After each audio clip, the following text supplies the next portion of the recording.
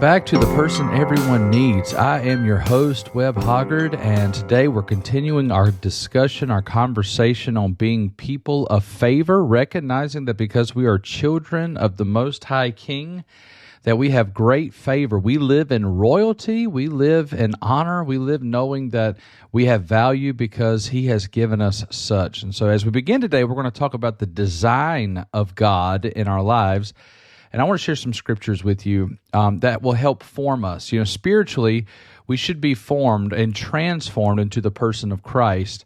And so as we open up today, I just kind of want to get our minds thinking on the fact that God has handcrafted us. I just want you to know that no matter how late in the game you may be, it's never too late to get to know yourself better.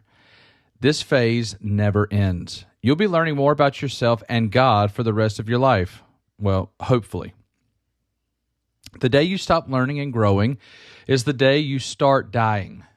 Keep digging, no matter the limitations you find, no matter what pain you unearth. Remind yourself, God is still working. Here are a few things to chew on. Jeremiah 29:11 tells us God has a plan for you. Do you know it? Genesis 50:20 says, what others mean for evil, God means for good. Now, how can God get the glory for the difficulties in your life? David and Goliath proved to us that the toughest battles will actually be what promotes you. Esther 4:14 says, the bigger the risk, the bigger the opportunity. Maybe you're alive for such a time as this. If you ever feel insignificant, God doesn't. He ransomed heaven for you. He doesn't feel you're insignificant. He wholly invested in you. God's greatest love is you. He set up an extraordinary story for you. He will finish what He began in you. If you have a pulse, you have a purpose. I know I've thrown a lot of stories and scripture at you at once, but what I hope you're seeing is God, He loves everything about you. Even when you didn't know Him or when you didn't want Him, He was still looking for you to return every day. He wants you. So if you're ready to get back on track, I want to share with you what I believe to be God's plan for success. God's script for success. In 4 different places in the Scripture, I find this is set up as a helpful bar for proper health and growth in our lives.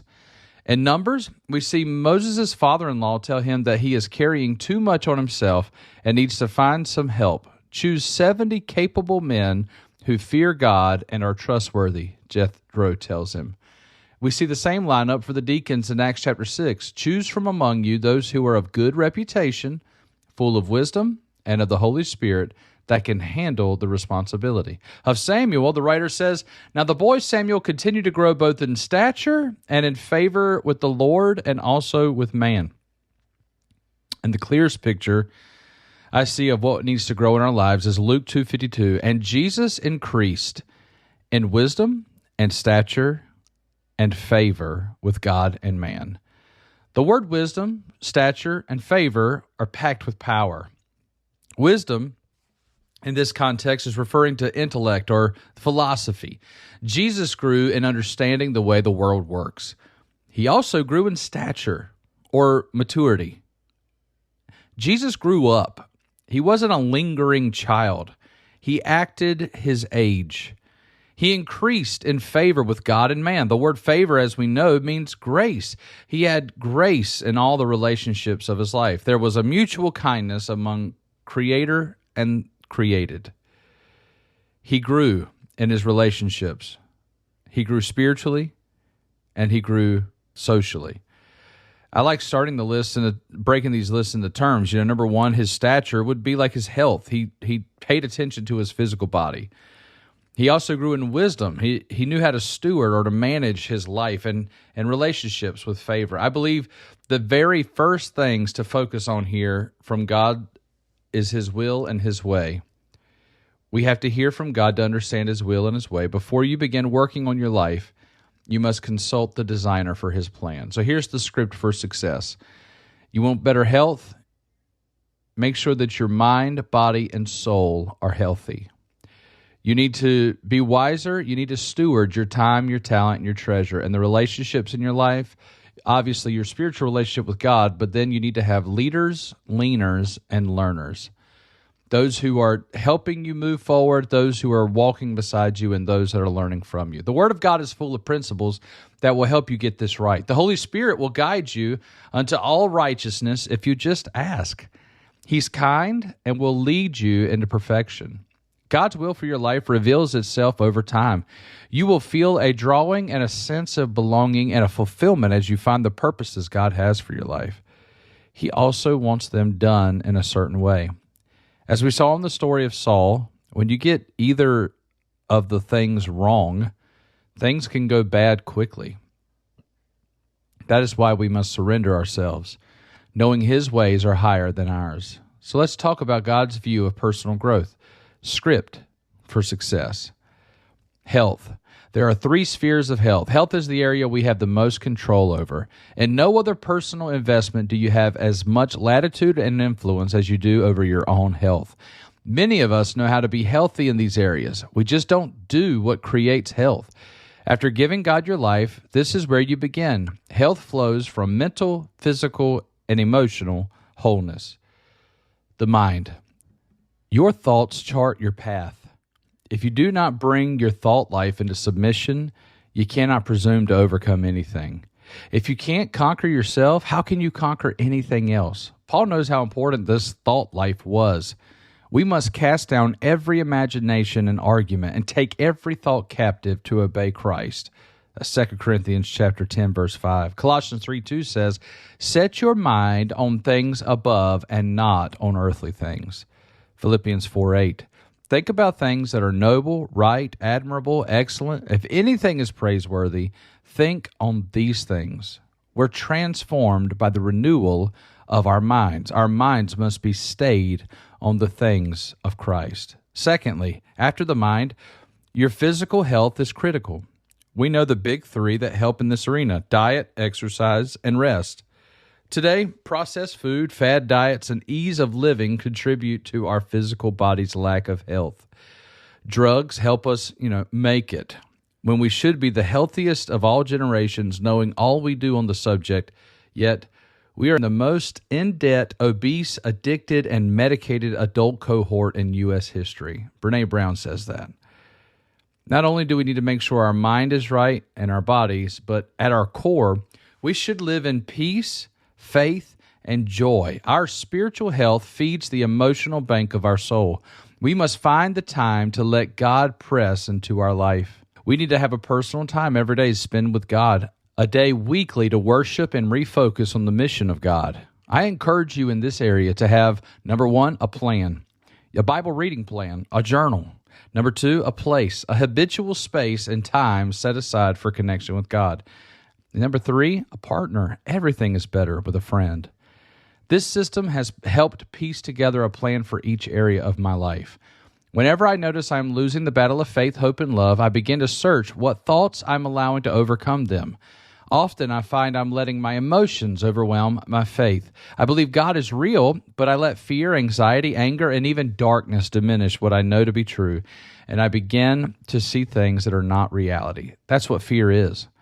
Some resources that have helped me in these areas, these are some great books to check out if you're wanting to grow in these areas. But Mark Rutland's book, Courage to be Healed, Rick Warren's book, The Daniel Plan, is an incredible help in finding dietary changes that'll change your life. Andy Stanley's book, The Enemies of the Heart, deals with the 4 major emotions that mess up with our health. And then Pete Scazzaro has a whole line of things from emotionally healthy leadership and spirituality and discipleship. I've read most of his books, and they've all been incredibly beneficial to me. The next section in our script for success is that of steward. The area of wise living has outside influences, so our job is to manage our resources.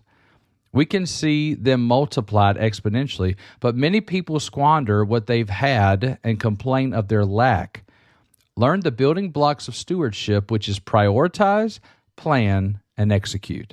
As Dave Ramsey says, a budget is telling your money where to go instead of wondering where it went. The same is true of your time and your abilities. No one else is as interested or will take responsibility to bring your purpose to pass. You have to be the driver of your life. these resources have been placed in your hands for you to manage. The three areas Rick Warren pegs as the areas of stewardship are time, talent, and treasure. Number one, your time. You are only given a certain amount of time to live. Sadly, there's no bank account to inform you of how much you have left. You should live every day on mission because you don't know how long you have. Count your days. They are each a blessing. Use your time wisely. Be diligent. Make the most of your time. Number two, your talent. God has given you unique predispositions to certain things. Some are learned, some are hardwired. Either way, whatever you find to do it with all you have. There are so many ways Jesus spoke of the multiplying effect of using what you have been given. To multiply, you must use what is in your hands.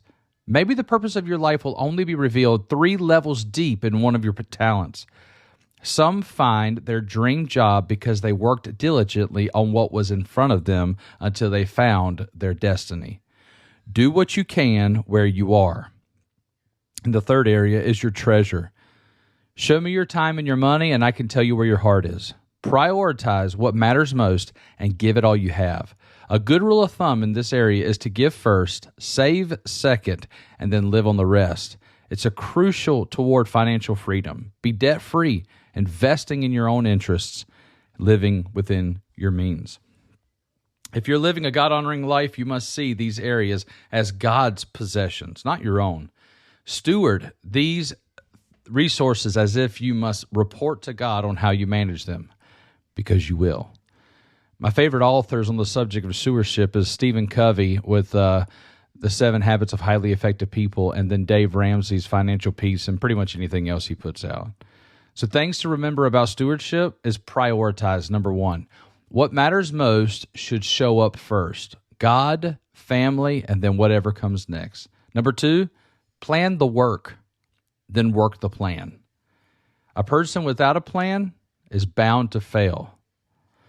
Owe no man anything. Stay as debt-free as you can. Number four, you lose what you don't use. Anything can multiply. Number five, whatever your hand finds to do it unto God with all of your might. And number six, when you live this way, you're going to find some extra in your life. So generosity, give, and it will be given back to you in the same measure.